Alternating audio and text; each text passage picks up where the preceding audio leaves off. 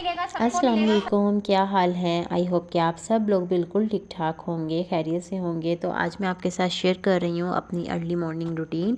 तो दिन का आगाज़ तो मैंने अच्छे से ही शुरू किया था, क्योंकि व्लॉग तो मैं सुबह से ही कंटिन्यू कर लेती हूँ, लेकिन आगे चल के ना मैं आप लोगों के साथ शेयर करूँगी, क्योंकि आज ही के दिन हस्बैंड का हुआ था एक्सीडेंट और उसकी भी छोटी सी क्लिप्स मैंने बनाई हैं, वो भी आप लोगों के साथ शेयर करूँगी। तो देखें जी आज का दिन कैसा गुजरता है। तो हस्बैंड को भेजने के बाद ना सुबह में मैं सोती नहीं हूँ, क्योंकि हस्बैंड ना अजानों से थोड़ी देर पहले ही चले जाते हैं, उनका काम ही ऐसा है। तो फिर 1 घंटा पीछे रहता है, तो सो के क्या करना है, तो फिर मैं नमाज़ पढ़ लेती हूँ। तो नमाज़ पढ़ने के बाद ना अभी यहाँ पे मैं कर रही थी कुरान पाक की तिलावत, और मैं यहाँ पे ना सूरत बकरा का जो आखिरी रुकू है ना उसकी तिलावत कर रही थी। इसके वही फ़ज़ाइल हैं जो कि पूरी सूरत बकरा पढ़ने के फ़ज़ाइल हैं। तो वो तो 2.5 पारे की होती है, इतना टाइम नहीं होता कि 2.5 पारे की पूरी पढ़ सके।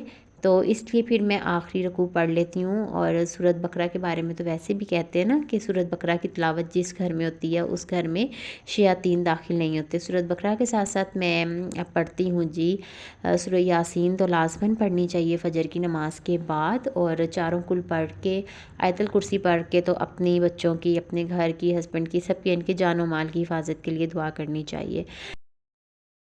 तो नमाज़ कुरान पढ़ने के बाद मैंने जल्दी से बच्चों को उठाया, क्योंकि बच्चों का भी टाइम हो जाता है। 7 बजे मैं इनको उठा देती होती हूँ। तो बच्चे यहाँ पे रेडी हो चुके हैं। मैंने इनको आज बना के दी थी दूध पत्ती, साथ में मैंने इनको रस दे दिए थे, क्योंकि तबीयत नहीं ठीक बच्चों की ना हो रही, और बहुत ही अब तो टाइम हो गया है, ऐसा कोई इन्फेक्शन आया हुआ है ना जो कि बच्चों को ठीक ही नहीं होने दे रहा। तो बच्चों को खैर मैंने भेज दिया था फिर स्कूल, और स्कूल भेजने के बाद ना मैंने अपने लिए जल्दी से नाश्ता बनाया। तो यहाँ पे जी अभी मैं नाश्ता कर ही रही थी, तो बाहर डोर पे दस्तक हुई है, नॉक हुआ है डोर। तो जब मैंने जाके देखा है तो 2 आदमी जो है ना वो हस्बैंड को लेके आए हुए थे। तो यहाँ पे देखें जी हस्बैंड का, ये भी सिर्फ मैंने आपको ना घुटनों पे दिखाई है, अभी जो घुटनों पे चोट लगी है ना, आई के ऊपर भी चोट लगी है, इसके अलावा इंटरनली भी काफ़ी चोट लगी है। तो उसके बाद तो फिर होश क्या रहनी थी, कुछ भी ऐसा मैंने शूट वगैरह तो नहीं किया। फिर मैं हस्बैंड के लिए कोई सामान वगैरह लेने बाहर चले गई, उनके नाश्ते वगैरह के लिए वो लेके आई, क्योंकि बच्चे तो थे नहीं घर पे जो उनसे मैं मंगवा लेती। और सवेरा को भी इतना बुखार हो रहा था, मानो को भी बहुत ज़्यादा बुखार हो रहा था। तो आज का दिन ना बहुत ही मेरा कुछ मुश्किल तरीन दिन था। उसके बाद जी इसको मैंने मेडिसिन वगैरह दी, सवेरा को, मानो को सुलाया, फिर सारी क्लीनिंग वगैरह की। हस्बैंड को क्योंकि उनके पाँव का नेल भी टूट गया था, तो उनको ना उस पर काफ़ी ज़्यादा पेन हो रही थी, और पेन किलर खानी थी, क्योंकि तो उसके लिए तो फिर लाजमन कुछ बना के फिर उनको खिलाते, तो वही पेन किलर देनी थी। तो फिर खैर वो थोड़ी देर सो गए। अब यहाँ पे दोपहर का टाइम था, तकरीबन होगा 2-2:30 बजे का टाइम। तो मैं सूप भी जब सुबह में गई थी तो लेके आई थी सूप का पैकेट। ये जो इंस्टेंट सूप होते हैं ना, ये वो वाला सूप है। तो अभी ये मैं बना के दे दूँगी उनको, ताकि अंदर ना थोड़ी सी जैसे टिकोर सी हो जाती है। कुछ गर्म खा पी रहे थे ना, तो वो कहते हैं मुझे सुकून मिल रहा है।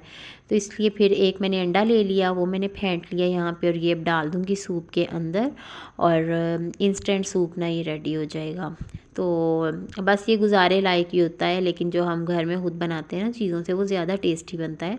लेकिन ये नया आया है कोई क्रीमी फ्लेवर में ना, तो ये भी सही बन गया था। तो अभी यहाँ पे जी सूप हो रहा है रेडी, और विद इन सेकेंड ही बस ये रेडी हो जाता है।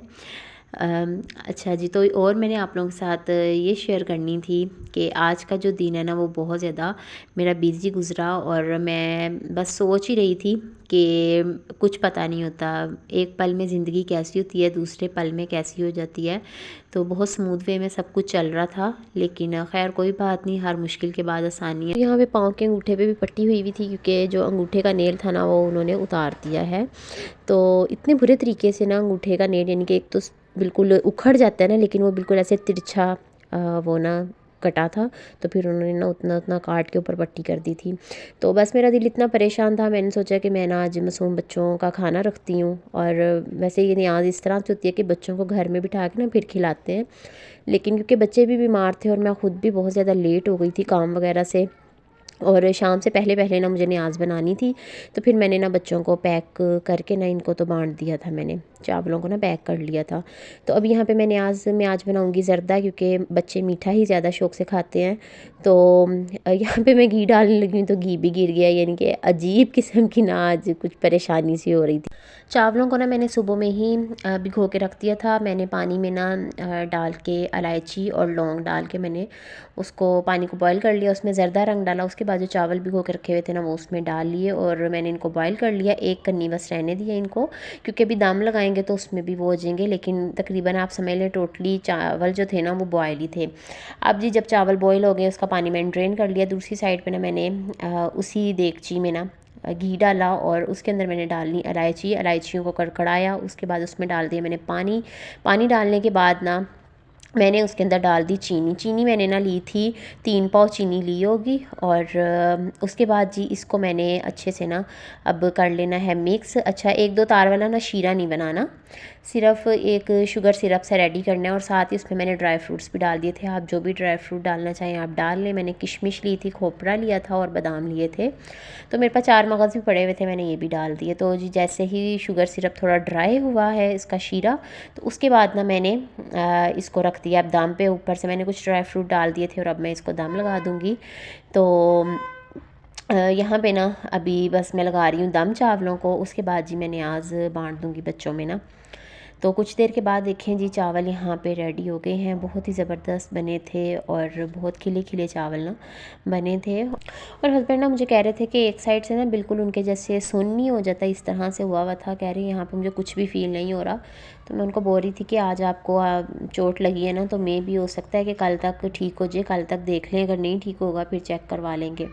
तो बस देखें यहाँ पे ज़बरदस्त सा ज़र्दा रेडी हो गया है। अब मैं इनको कर लूँगी पैक और पैक करने के बाद मैं फ़ौरन इनको ना बस बाँट दूँगी, क्योंकि 5 बजते नहीं हैं और शाम हो जाती है। लेकिन फिर भी आप देखिए मुझे शाम हो गई थी बाँटते बाँटते। तो यहाँ पे ना जैसे बच्चों को कुछ भी बना के बाँटते हैं ना तो काफ़ी बच्चे ना आ जाते हैं यहाँ पे बाँटने के लिहाज से ना। मैं यहाँ पे बड़ा खुश रहती हूँ कि परेशानी नहीं ज़्यादा होती ना। तो बस मैंने उतने ही पैक किए थे जो कि बच्चे वेस्ट भी नहीं करें और शौक़ से ना खा भी लें बच्चे। तो यहाँ पे जी मैं सबको बाँट दूँगी। और नेबर्स में ना मैंने प्लेटों में डाल के ना, तो वो बच्चों को मैंने कहा था आप दे आओ नेबर्स में। तो बाकी जो बचे थे फिर मैंने उनको छोटे छोटे से पैकेट्स में डाल के बच्चों को दे दिया। तो इस तरह से जी ये भी काम मेरा हो गया था। लेकिन शाम मुझे हो गई थी और अब यहाँ पे मैंने थोड़ा सा उस ज़र्दा लिया था, साथ में मैंने ना अपने लिए चाय बनाई थी और सुबह की मैं काम पे लगी हुई थी, नॉन स्टॉप मैं काम कर रही थी। तो इसके आगे से जो व्लॉग है ना वो भी मैं कंटिन्यू करूँगी इंशाल्लाह, वो नेक्स्ट व्लॉग में आप देखिएगा।